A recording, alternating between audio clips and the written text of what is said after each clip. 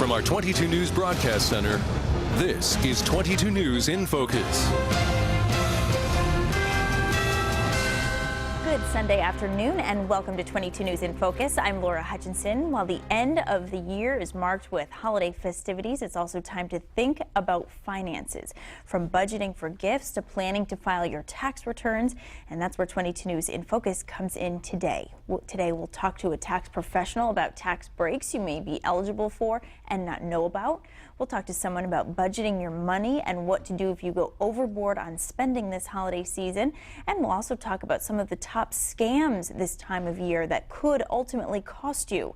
But first, we begin today with Mark Teed from Raymond James Financial. Thank you so much for being here. Hi, Laura. Always nice to talk to you this time of year, especially. Likewise. You know, a lot of people pick up their spending after Thanksgiving, between Thanksgiving and New Year's, and then it always makes that resolution list after the New Year. So I want to talk about where we are financially right now. First, as you look back at 2014, what sort of top stories pop out at you? How did we do this year financially? It's turning out to be a very good year. I think the big story of the year was the consumer became more confident. And as we went through the year, the earnings started to pick up, and you started to see more and more industries hiring people. And I think that's been the big story of the year. Some of the sub-stories have been Ebola. That really affected the market a couple months ago. And still to this day affects the market. But I think Ebola, consumer confidence, and probably ISIS were the big stories of the year. And what do you sort of look into when you try to determine, you know, what we looked like financially? Are you looking at employment, the stock market, domestic sales? How do you sort of look at all of that and really come to a good reading? Well, the world that we live in is driven by earnings, and it's the future projection of earnings that's the most important thing. So this past year, earnings actually surprised on the upside. They were better than everybody expected, so the market tended to go higher on that news. And it looks like as we go into 2015, it's going to be a similar story. Earnings are going to be pretty good.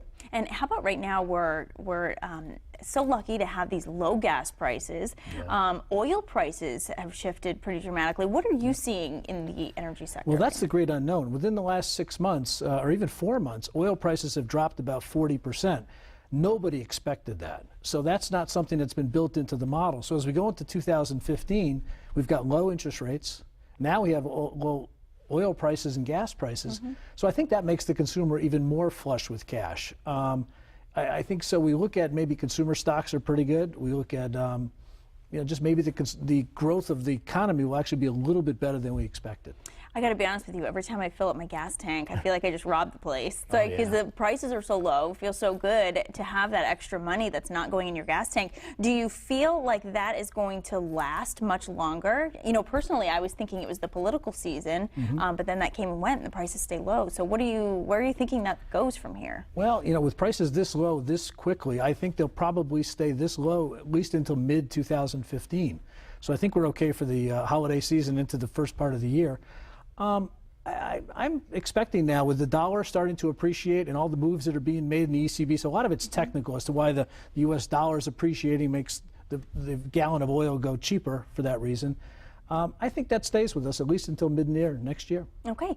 Let's talk about what we do with our money this time of year. Obviously, we're in the very month where you pick up a lot of spending, and maybe even have some regrets at the end of it. So for those people who are spending and spending and spending, you know, when do you recommend not adding to the credit card and dipping into some of those savings accounts that you have? How do you sort of make that balance this time of year? Well, if you're good at paying off your credit card, I like using a credit card and then paying it off in January. But I think you have to sort of know your budget, and you have to know yourself. You know if you're spending too much money on Christmas gifts or whatever. So you just have to, again, know yourself pretty well. As long as you're funding your 401k plans and you're doing all your savings accounts and you're taking care of all the typical investments that you can make this time of year, spend away. And what about tapping into some of those accounts? You know, when you have your regular bills on top of some spending that you would like to do this time of year, is it ever a good idea to tap into those retirement accounts? What are some things to keep in mind if you're going to do something like that? Andy will probably talk about that, but I say absolutely never. Unless you absolutely, there's a crisis and you know, they're going to kick you out of your house, never touch your 401k plan, never touch your retirement plans unless you absolutely have to. And what's something to keep in mind when you are touching those accounts? You know, sometimes we're talking about interest that you have to pay on. What are some things that you would have to think about before you do something like that? Well, with the 401k plan from work, if you borrow against your plan, you then have to pay it back within 5 years. So not only are you paying back or trying to save for your own retirement, you now have to pay back a loan. So it makes it doubly difficult. So what people do is they cut back their percentage, which defeats the purpose of a retirement plan. So again, don't touch your 401k plan. Okay, we'll hammer that home today.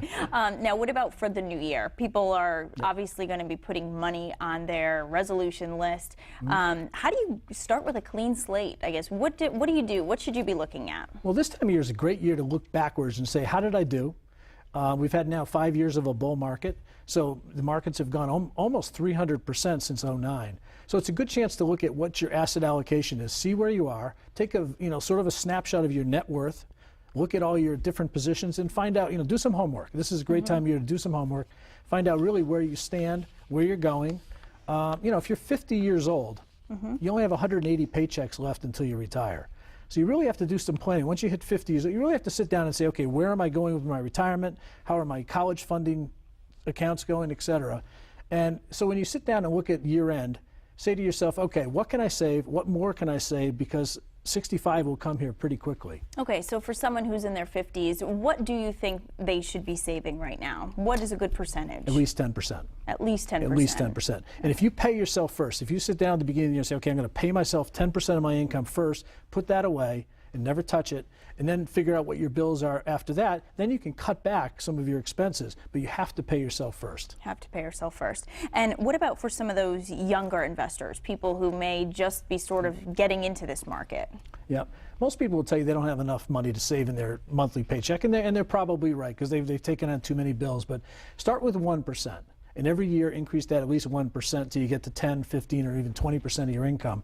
But don't stop. In other words, if you're putting in 1% now, don't settle for 1%. That's not enough. You need to get to at least 10. So figure out a long-term plan to increase your savings every single year until you get to at least 10%. Okay, and what about the stock market? Who should be getting in on this? Everybody should be in the stock market, even retirees. Right now, with bond interest rates the way they are, Warren Buffett once said that bonds should actually come with a warning label now. But everybody should be in the market. So as you get older, obviously, you're going to cut back the expenses. But when you're young and you can afford to lose and make mistakes, you need to be 100% in the markets. So how do you find something that really works for you? Obviously, it's not one size fits all. How do you narrow down where your money really should go? Well, you can talk to someone like me. You can start doing some reading. There's some great books. Matter of fact, on our website this year, I posted 10 books that you can read about investing that just give you the basics of where to start. Most of it's common sense. I always tell people sort of shop what you know. If you're in the business of insurance, well, look at insurance stocks. If you're in the TV business, look at media stocks, et cetera. So that's at least somewhere that you know what you're talking about, and that's a great place to start. So if somebody were to sit down and meet with you, that's something that you would ask, what your interests are, what you know. Sure. What other items would you look at? Sort of their income, how do you Their income, their experience in investing, their age, their risk level. I would ask them a lot of questions about risk, because risk is one of those funny words. When the markets are going up, nobody cares about risk. But as soon as the markets go down, you hear from people. So you really have to measure someone's ability to lose money on paper in the short term. Okay, and as we get into the new year, I can't believe it's 2015. So we sort of talked about where we were in 2014. You said that we've really done very well since 2009. Yes. You obviously see this trend continuing. Any events going on right now that you have concerns could impact that in the early months of next year, or what are you seeing? I'm the eternal optimist, but I do see some dark clouds out there. We see Janet Yellen potentially raising rates next year. We could see oil prices turn around quickly if there's geopolitical problems. Those are some of the things we really care about. And earnings could start to top. The consumer could start to feel a little bit toppy now and stop going out and spending, which could affect future earnings. So at some point, we're looking down the road. There are some dark clouds, but I'd say the sunshine is breaking through all the clouds right now. So positive, always. Thank you so much, Mark Teed, Raymond James Financial. So nice to talk to you. Appreciate having you on. Thank you, Laura. Thank you so much. And next, some of the top financial scams this time of year that can cost you money if you're not careful. Stay with us. You're watching 22 News in Focus.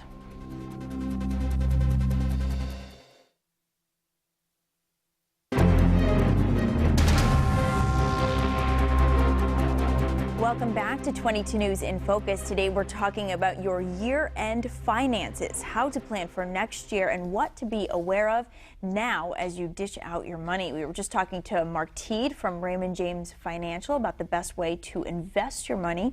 Now we'll talk about how to protect it. Joining us, we have Milagros Johnson from the Springfield Mayor's Office of Consumer Information. Milagros, thank you so much for being here. Appreciate it. Thanks, Laura. So this is the time of year people are spending a lot. And there are also people who want your money and don't deserve it, and they will do anything they can to get it. So first off, I guess, what are some of the top scams that you're hearing about right now that's happening locally? Well, the ones that we've been hearing about are the tax, where they're calling consumers at home, and they're claiming that you owe taxes. And if you don't pay right away, they're going to have you arrested. That's clearly a scam. The IRS, the DOR, they don't go after you via email or telephone calls or text. They will send you a letter. That's the process. So consumers need to know that they should not be alarmed or take action and immediately go to the bank and take out money or Western Union funds, because it's a scam, and that's the one that we've been hearing of the most. You know, I'm kind of glad that you brought this up first, because we have talked about so many different scams that happen over the phone. The phone is a very convenient tool, but this has obviously been a path for scam artists for many years now. So how do you sort of get that message out to people that this is how it's happening? What do you do when you get any kind of suspicious phone call? I feel like this just needs to be a blanket across the board at this point.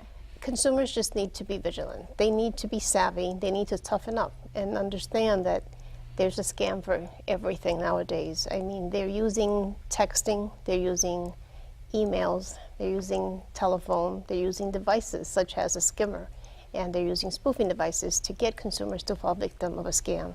So consumers just need to know that there's a scam out there to get them. So when they receive a phone call, they receive an email, they receive a text, don't respond. Step back and think about it. Think about what just the phone call that you just got or the email that you just opened. And think about how you're going to respond. And I hope that the action that you take is delete or hang up the phone. Because otherwise they're going to phish you. They're going to get you, and they want your identity or they want your money. Yeah, because also at this point you shouldn't be surprised if someone already knows your information. They already know what your mother's name is. They already know where you live. It seems like it's so easy to get that information nowadays that you shouldn't be surprised if you get a phone call from someone claiming to be from the government who knows a few nuggets of information about you that you might think is personal. And I'm glad you said that, because consumers are calling our office and they're saying, you know, I got a phone call and they call me by my first name. They know my address. They had the last 4 digits of my social. So that information is almost readily available to anyone that wants it if you go on certain websites. So consumers don't fall victim of a scam just because they know you by name or they have your address, especially if your phone number is listed or you are one to visit websites that you're not familiar with and you share your information. So sometimes consumers are compromising themselves. And of course, when a scammer calls, they fall victim even easier of the scam. So consumers just need to just back up. Just say, you know, I'm not going to share any information with you. I'm not going to respond to that email. I'm not going to respond to that text. So be it if the phone call was legit. If it was, they'll call you again, or you'll get a letter in the mail. If you receive a phone call and you suspect that it could be authentically from your credit card company or your bank, the best advice I can give is say, you know what, I don't give or share any information with anyone over the phone. Hang up the phone and call the main number to that credit card company. Look on the back of your credit card or on one of your statements and call back and ask for the fraud department and say, I'm calling because I just received a phone call and I suspect that I may be a victim of an identity theft situation, or perhaps it was authentic and I need to verify that. But never ever share your personal information or verify the information that they're giving you. If someone calls you, don't ever do it. So on a call that's come into you, do research on that number. Definitely. Call what you believe to be your company back. Yes. Maybe even call the police if you find that this was a scam and just let them know about it. Oh, definitely. I would definitely notify the police, because they're sharing this information with their residents via Facebook, via social media, 22 News, Mass Live. I mean, they're working for the consumers. They're looking out for their residents. So call the police, but first make sure that you call the credit card company as well and let them know. If you by chance happen to have shared your information with them, or they had just a bit too much information that you wonder how did they have that information and you suspect it was a scam, then immediately place a fraud alert on your credit file to prevent any further damage. Okay. Other scams going on with holiday shopping in particular, one that I've seen, gift cards. As you're buying gift cards, people are sort of scratching the back of the numbers and waiting for you to put money on it. What are some of these scams that you're seeing that really relate to holiday shopping this time of year? Well, that's a good one, and that's an old one that again has resurfaced, and they're resurfacing again this year for some reason. There's the UPS scam where they're following the delivery trucks. I mean, there are so many scams, Laura, that I will probably need your entire segment to talk about them. But the one that really concerns me for the holidays is the skimming, where they're using a skimming device and they're stealing your credit card information. So consumers need to make sure they protect their credit cards. Either if they don't have a credit card with the new technology of a chip in it, then you may want to purchase a sleeve to carry your credit cards in, which has an RFID, radio frequency protection, so that your information cannot be cloned by a skimmer. Or if you don't want to go through the trouble or the cost of buying one, then just wrap up your credit cards in aluminum foil. It works the same way. So that's the one that really, really does concern me. Also, shoulder surfing is becoming very common, where you could be at the register, waiting for the cashier to scan your items, and you have your credit card in your hand because you're anxious to just get out of the store, and someone could be using their phone behind your back and called shoulder surfing, taking a picture, capturing a photo of your card. Wow. So all the information is on the front of your card if you think about it. So consumers just need to be savvy and toughen up and just look over your shoulder, because you never know who's looking over yours. So wow, just beware, because scary. there are so many scams out there. That's to the point where it's making me a little nervous myself. Even though I take all the necessary precautions to protect myself, you never know. Yeah, Because crooks are always a step ahead of us. They are, and in these long lines, I could see how that would happen. And the thing is that everyone's in a rush now. Consumers, everyone's in a rush. So we tend to, when we're in a rush and we're frustrated, and we're stressed out about the cost of the gifts that we're buying, or they don't have the item that we're looking for that we specifically made a trip to the mall for, and we're just frustrated, and we tend to let our guard down. But we shouldn't do that. Also, while we're shopping in some of these bigger stores, there have been a lot of data breaches this year. So what do you think is the best way to protect yourself from that? It seems like all stores at some point. I can't say that, obviously. It hasn't been all stores, but it's been a good percentage this year of stores impacted, some of the bigger names, by these data breaches. So what's the smart way to shop without getting caught up in one of those?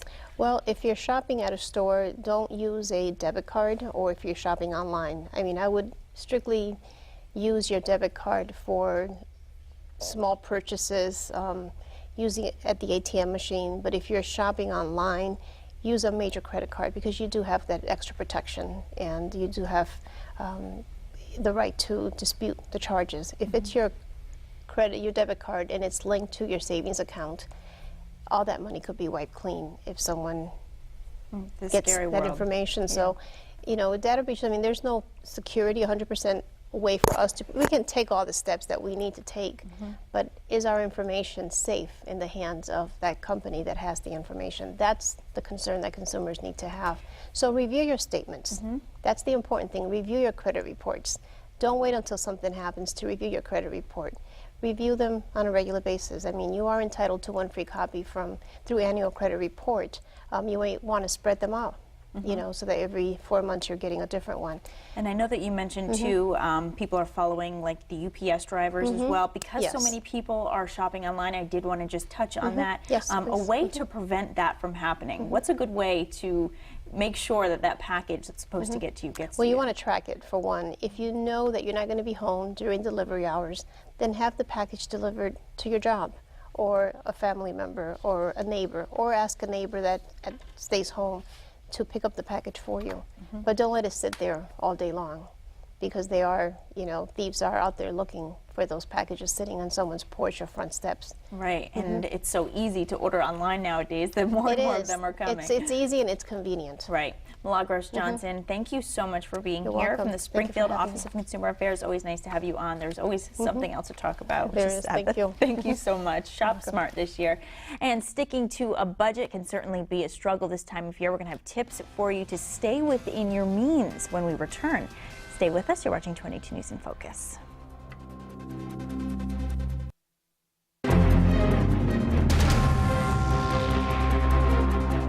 You're watching 22 News in Focus. Today we're talking about managing your finances. We talked about investing and protecting yourself from fraud. Now let's look at budgeting your money. Joining us to talk about this, we have two people from Springfield Partners for Community Action. We have Paul Bailey, the Executive Director, and we have Stephen Plummer, Certified Credit Counselor. I want to thank you both so much for being here. Thank you for having us. You know, when we talk about credit and shopping and getting our finances in order, this is something a lot of people have questions about. Where should I be? How do I fix what I have going on? Etc. So first off, what would you, how do you help someone who may have overshopped already this holiday season? What can you do this time of year to stay in a budget? We'll start there, actually. When you set a budget, how do you stay in it? Well, interestingly, our programs are geared mostly towards folks that have limited means and don't have a lot of money. And people, when they do get a little bit, they tend to spend it all or overspend, spend what they don't have. And that's what we're constantly trying to do, because some of our programs that we have require, if you're going to get to that point, like buying a home and things like that, you have to have decent credit in order to get to that point. And we try to constantly talk to people about, you know, keep your credit card limits low, keep your credit card spending low, keep your, you know, don't go out and buy a brand new car when next week you're getting ready to purchase a home, because it's just not going to happen. But Stephen is our credit counselor, and he's the one that helps out with most of the issues that our clients come in with. Right, I'm the one that usually counsels our clients about credit, and in January usually we have a lot of people coming in who have overspent on Christmas. The best model still is the Christmas Club model, where you save during the year and then you spend what you've saved when Christmas time comes. I don't know if they still have Christmas clubs around, but it's still a good idea to save a little bit every month, and then when Christmas comes, you spend what you've saved and avoid getting in trouble. So what is a healthy credit limit? What limit should your credit cards have on it? What should you spend on it to have good credit? I know that there's a very fine line that you have to walk sometimes. To keep your credit score where it should be, the credit card or the credit bureaus like to see your credit limit or your credit usage somewhere between 10 and 30% of your credit limit. Now, of course, nobody does that, but that's the ideal if you want to have a really maximum credit score, is keep that credit card balance around 10% or no more than 30 to maybe 40% of your credit limit. And so once you start going over that halfway point, that 50%, what happens? Are you in risk zone there? Does that actually negatively impact your credit score? It does. It starts bringing your credit score down very dramatically. And especially when you hit 50%, you know, you hear people talk about, you know, I maxed out my credit card. It's actually one of the worst things you can do in terms of damaging your credit score. And the very worst. And that happens instantaneously? So people should never reach that point just to plan to pay it down next? Does that happen instantaneously if you put an expensive TV on something? You might get away with it if you buy that expensive TV and then pay it off immediately. The damage is going to be minimal to your credit score, but it's still going to be there. Okay, and also this time of year, as people are shopping, stores try to push credit cards on you. They do. So is there such a thing as having too many credit cards? There's such a thing as applying for too many credit cards, because the more credit cards you apply for, the more it pulls down your credit score. So basically, you should figure that every time you apply for a credit card, your credit score is going to come down 4 to 5 points.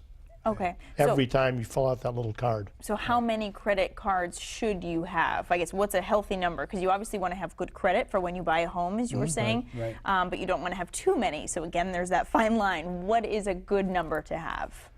3 to 4 is a pretty good number, but on the other hand, the more credit cards you have with unused credit on them, the higher your credit score is, because a big chunk of your credit score is based on how much credit you have available. So in one respect, having a lot of credit cards is not necessarily bad.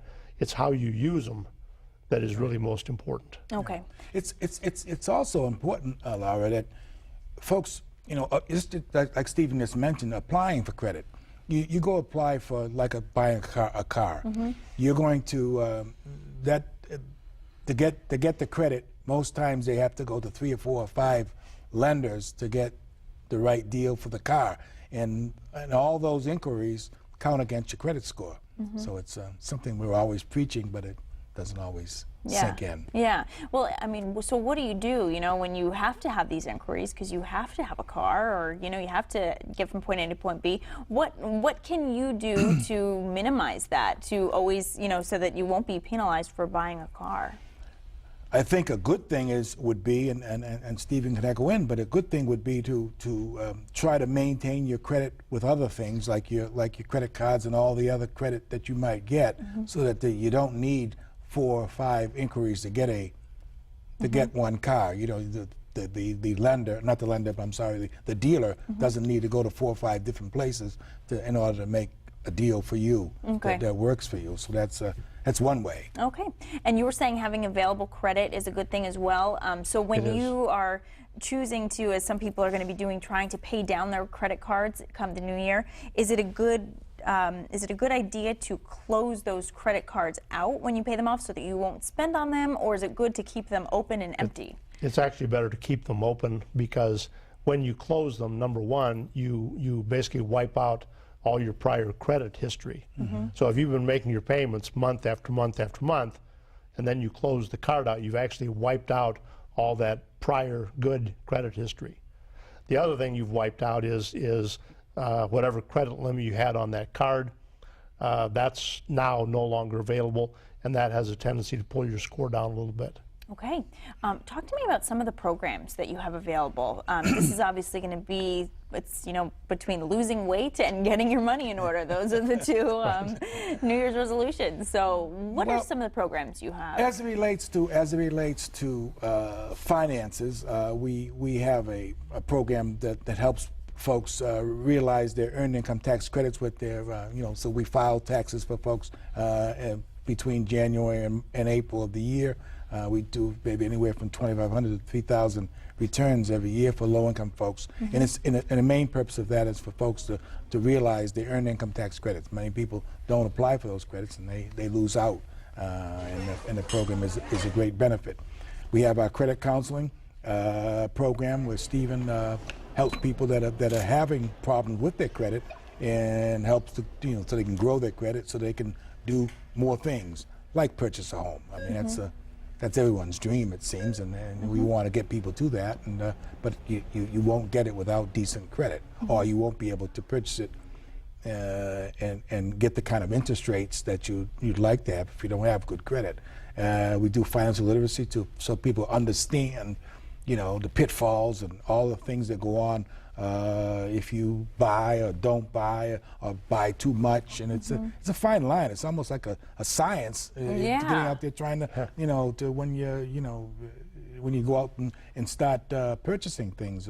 You don't want to buy this, you want to buy that, and if you don't, your credit goes down or it goes up, and it's and folks that really don't that are just looking to make it in life, they're not really taking the time to understand some of that stuff. So those are the programs that we have to help folks get to the next level, and be able to make it, beyond with the limited means that they have. Right. It really comes down to understanding money, which exactly. is not an easy thing, as we've been mentioning. Right. Well, I want to thank you both so much for coming on. Paul and Stephen, thank you so much for coming on. Thank you for having us. Really do. Certainly something everybody wants to understand. Thank you for coming on and talking to us all about it. And after the break, we're going to hear from a tax professional about preparing to file your return. Stay with us. You're watching 22 News in Focus.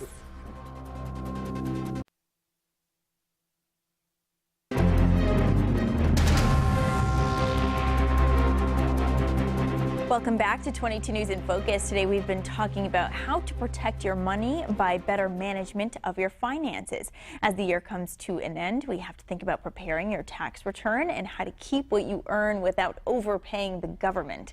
Here to provide that information, we have Andy Pignataire from Pignataire & Sagan, an accounting firm in both Westfield and West Springfield. Thank you so much for being here, Andy. Thanks for having me, Laura. So much to talk about. We've had this whole program based on money and protecting your money, and I know that there are things you need to think about protecting your money as well as you start to think about your taxes. Talk to me about some of these scams that you're hearing about related to tax returns as well. The first thing I would want people to look at is there's a website, and the only IRS website to go to is www.irs.gov. Right now on that there's the dirty dozen scams. And some of them were touched upon already. One of the big ones is threatening jail time for not paying taxes. Others are it's very easy to get the last 4 digits of your Social Security number, and they trick older people and give them their whole number. Many other ones, they'll make believe they have phones ringing in the background. Now, if you suspect any fraud, Laura, you could call 1-800-829-3676. And the best time to call the IRS, they're open 7 a.m. to 9 p.m. Eastern Time. But the best time to reach them is 7 to 9 in the morning or 7 to 9 in the evening. You'll get through a lot faster. And I would report any incident. Also call your tax professional, because I get quite a few calls this year, especially on the jail time one. So we'll put that number and that information on our website as well, www.lp.com, to help people navigate that. So the dirty dozen, you said it's the top, there's top dirty 12. dozen tax scams. And these are all related to tax. So that's really a time that's very sensitive for us, huh? I know that we've talked about in the past people who will go on and try to prepare your tax before you. So there's really a benefit to getting in and filing your taxes early before someone else does it for you and gets your return, right? Correct. More and more of that is happening, unfortunately, where, and I think last year I had several incidents among my clients, where the year before I had only 2 incidents. And it is a growing concern with other CPA firms I talk to. So it's important to go on and familiarize yourself with some of those scams right now. And what about as far as choosing a reputable tax preparer? If you're going to use a tax preparer, how do you know that it's one who's licensed, has, how do you sort of go about choosing one? Personally, I feel the best tax professionals are CPAs and enrolled agents. There's much more studying involved, their knowledge of taxation. It's like learning a foreign language. They stay on top of their taxes. They're preparing taxes all year round, unlike some of the tax services. Also, what you have to watch in preparers, I've noticed another fraudulent part on preparers' parts are some preparers are promising larger refunds, and a lot of larger refunds, which the uneducated person will say, oh geez, I want that refund. And they're innocent in one way because they think the preparer is innocent, but they'll get they'll get the preparation fee, they'll promise a larger refund. For instance, I saw one on a tax service where the charities were over $10,000 more than what they really had for a deduction last year. And I thought it stood out when it was a first-time tax person that came into my place, and I said, did you give this much to charity? And they said, no way. I said, well, somebody must have promised you. He said, yes. And I said, this is fraud. I know you're innocent on that part, but you didn't review your return. So who would be held accountable in that case? Would it be the person who filed? In that case, the preparer, but they'll first come back to the individual whose tax return has been filed on. And, you know, it's just unfortunate. There's good and bad in every profession. So I always like to recommend a CPA, a tax CPA, or an enrolled agent.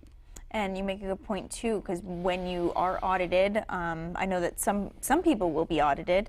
Some kind of a preparer can help you with that, and you want someone who will still be there, right? I know that there are some fly-by-nights. Sure, people who may we not know be the there. risk, and we could definitely lower your risk of being audited because we know what types of transactions increase audits.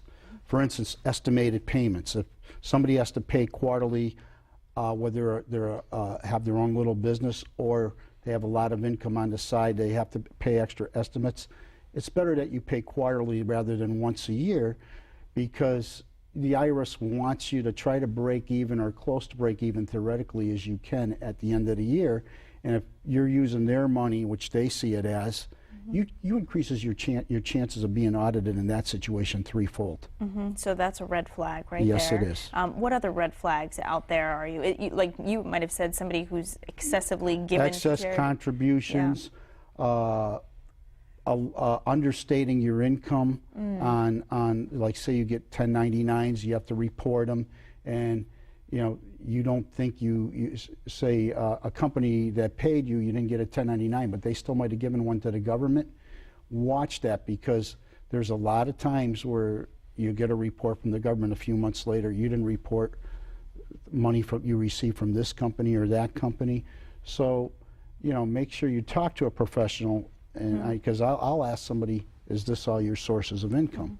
Now, as this obviously tax season is going to creep up on us, what can people be doing right now to get prepared before the end of the year? How can you sort of maximize those deductions? Well, we only have a little while left, so one thing to do is you have up to $500 tax credit for, energy efficiency. So, for instance, if you wanted to, you could spend up to $3,000 in insulation for your house before the end of the year, get a 10% tax credit for $300. So if there's a little sale on insulation plus your tax credit. Also 10% up to $2,000 on energy efficient windows, 10% up to $1,500 on a water boiler or a hot water boiler or a furnace. So you could get up to $500 in energy tax credits right now. Also, if you have a child going to college for the first time, and you can prepay some of the tuition up to $4,000. You can use it as above the line deduction, not before your adjusted gross income.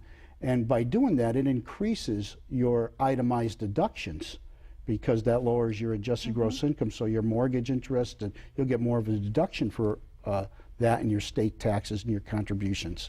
So pay what you can on those as well. Yeah. And as far as the homes go, is that for somebody who's just made an upgrade this year? Or what if you bought a house that had these upgrades or did that in the process? Does that matter? Well, you would have to put the upgrades in. You don't buy a house with the upgrades. You have to put in the energy efficient windows. You have to install, you have to get the insulation, And also charitable contributions as well. Is that a large tax deduction if you do that by the end of the year? Sure, if you're in a 25% tax bracket federally, and you could give $1,000 to your alma mater or your church, that'll save you $250 in federal taxes.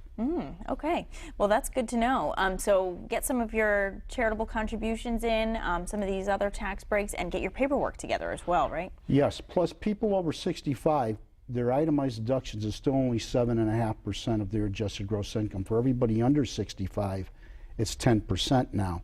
So if you know you're going to have a lot of medical bills in 1 year, try to pay them all in that year, so you might possibly get some extra deduction rather than spread it out over 2 years and get nothing.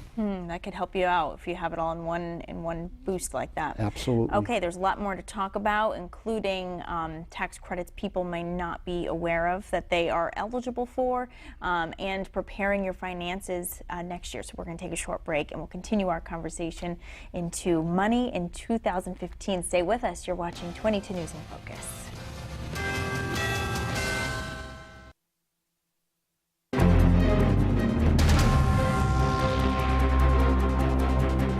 Welcome back to 22 News in Focus. Today we've been discussing how to protect your money by better managing your finances. We're continuing our conversation now with Andy Pignataire from Pignataire & Sagan about tax preparation. We were just talking about some of those last-minute deductibles that you can try to get in before the end of the year. As we go into the new year, is there anything people should know that might be different from last year? Any life events that you should consider as you go into preparing your taxes, or any major changes to the law, or any new credits that anyone should be aware of, at least going into this? The main thing people should be aware of, Laura, is the Health Insurance Reform Act, where if you should get if you don't have health insurance, get some state mandated insurance.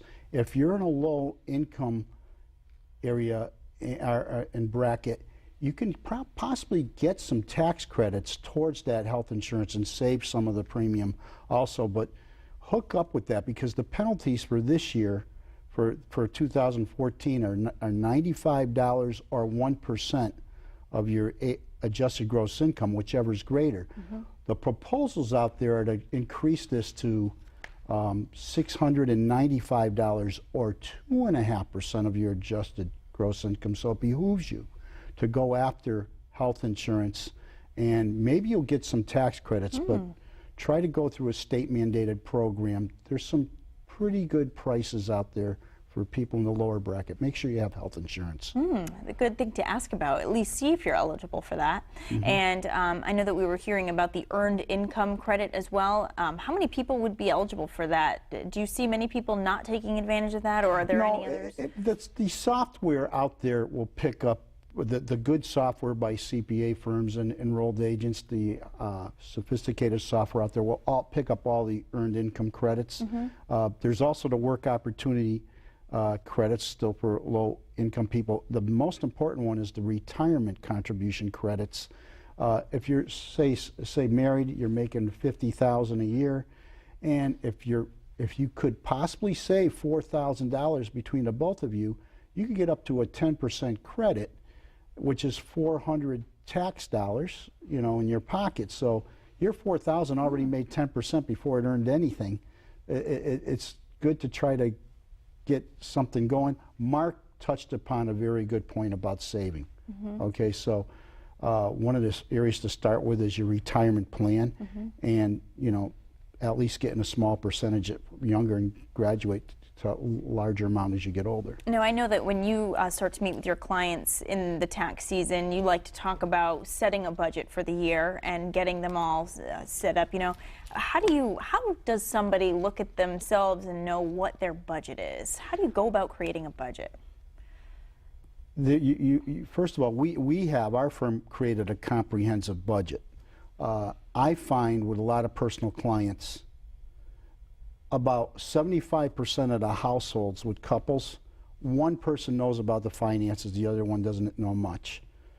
About only 5% of the couples, both are astute to their finances and they can communicate about a budget. And the other 20% have no clue.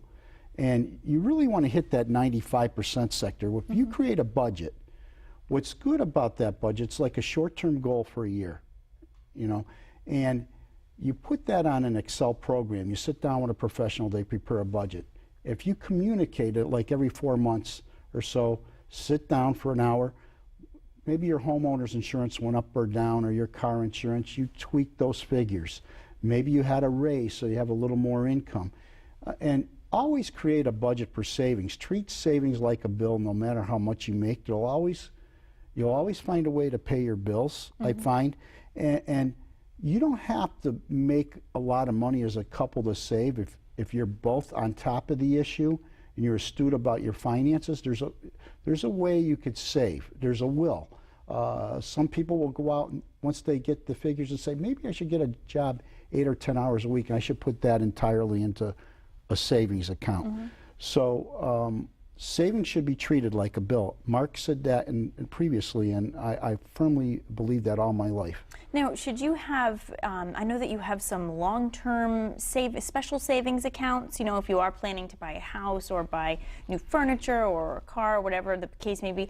What do you do with do you make different accounts? Yes. How do you handle that? Actually, what I do is I tell the clients, try to create a consolidated account, like one account with about 4 or 5 different funds in it that you have concerns about. For instance, a vacation fund, a car fund, a house repair fund. You know, you may have an education fund for your children, a long-term disability fund. You could put them all in one account, and out of your paycheck, you take a certain amount, like say you get paid twice a month and you throw $400 into this fund twice a month. Allocate it the way you want into those funds, and just put it on a spreadsheet. And when you do go on vacation, look what's in your vacation fund and use that. When you do that, you're more attuned to what you're spending. You know, you're much more aware, and it's a good old saying, you don't spend what you don't have. So, you know, creating that savings account on top of your regular savings for retirement and like the stock market, put a little percentage in the stock market, or buy an investment piece of property. Have goals. Sit down with your professional. What are your goals? You know, and communicate about that. And a professional can help you realize those goals, but stay on top of the budget. What kind of extra income should you have to understand if you're a good candidate to be putting your money into the stock market, or say several different savings accounts or funds? You know, for those people at home who are saying, you know, I just don't have enough disposable income to put that much everywhere. When you look at, what do you look at, and you know, how little is it that you need to be able to do some of this to enhance your financial future? Most couples, Laura, and individuals do have financial concerns. Always state those concerns, because no two people are alike. No two couples are alike. Everybody will have different concerns. So we hear it out. We then look at, okay, what's your income? What's your expenses? Sometimes I might point out, hey, you're spending too much at this coffee shop. You go here every day.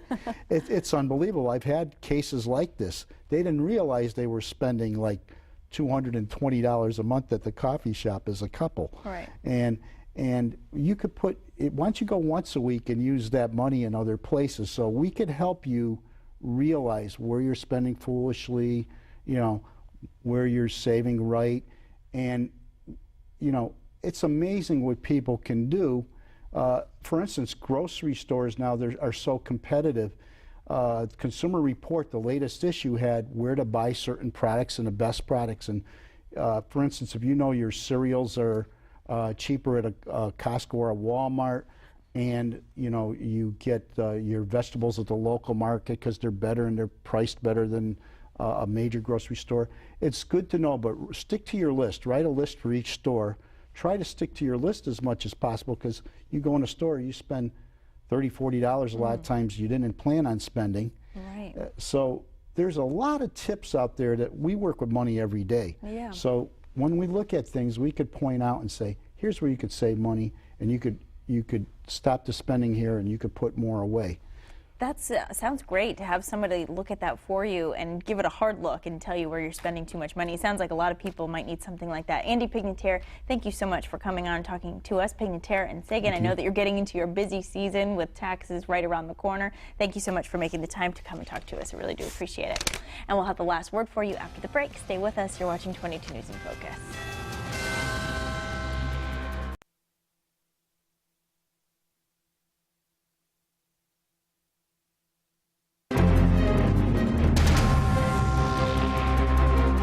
You're watching 22 News in Focus. Today's program has been about managing your finances, protecting your money and identity, and preparing to file your taxes next year. We hope you heard something today that will be helpful to you. That is our program for today. We want to thank all of our guests for joining us. Thanks to you at home for watching. If you've missed any of it, you can watch it in full on our website at wwlp.com. From all of us here at 22 News, we wish you a wonderful Sunday. Take care.